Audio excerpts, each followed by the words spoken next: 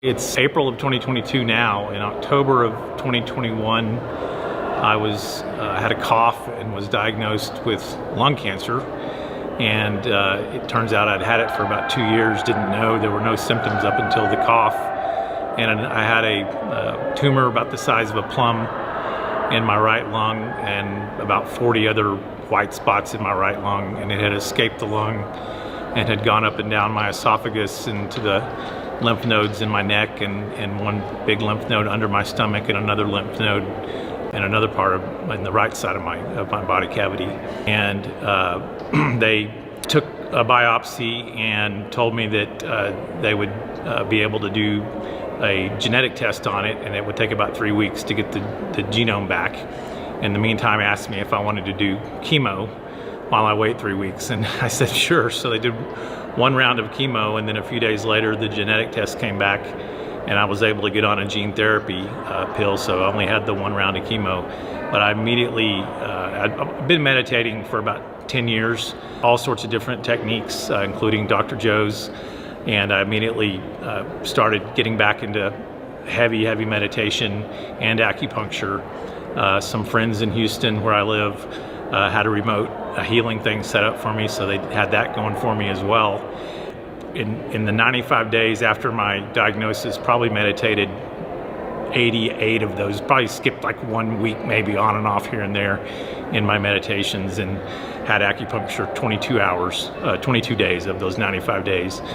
And on that 95th day, they did a scan and there was no cancer. It was completely gone, and and it blew the doctors away. They said that they'd never seen the gene therapy pill work as good as it is that, and they said it was the first.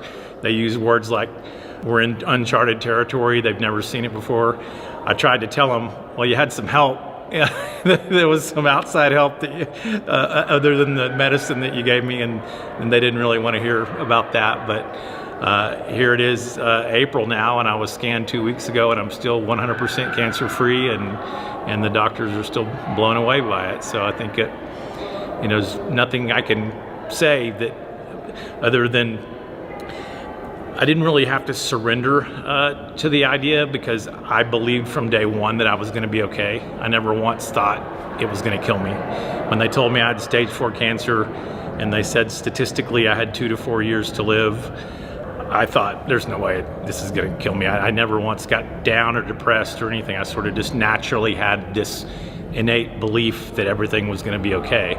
I think that sort of concept of surrendering and believing dovetails very well into a lot of the teachings of Dr. Joe, because let's face it, when you're told by a doctor who's the authority figure that you have a illness that's going to kill you, then you can't help but be negative and think that something like bad is going to happen. So I understand the idea of surrendering and believing and letting go of those negative things and trusting in the universe and the field and God, whatever you want to call it, to fix things. And I think that's a big part of his teachings that I think just does wonders for people. So I'm real happy to give this testimonial, to give other people that have whatever their problem may be hope that these things do work and that you can get better and you will be better. You just have to envision that you that's not sick, that's healthy.